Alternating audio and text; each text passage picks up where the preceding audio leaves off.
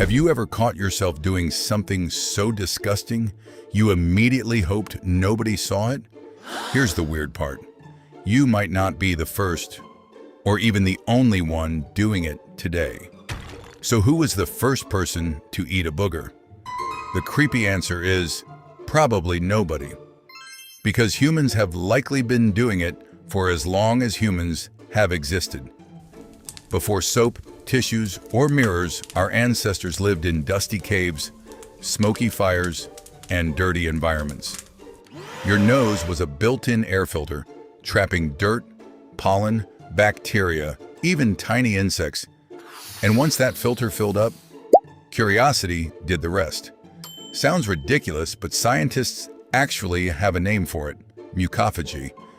Studies suggest it's surprisingly common, especially in children. Some researchers even think it's connected to curiosity, immune system development, or simply the brain's obsession with exploring anything that's conveniently attached to your body. Gross? Absolutely. Unique? Not even close. Here's the strangest part. Your brain doesn't naturally label boogers as disgusting. That reaction is learned. Babies don't know they're gross. Society teaches them that, which means at some point in history, everyone probably did it, until somebody looked over and said, "Yeah, let's never do that again." So the first person to eat a booger wasn't a weird exception. It was probably your ancestor.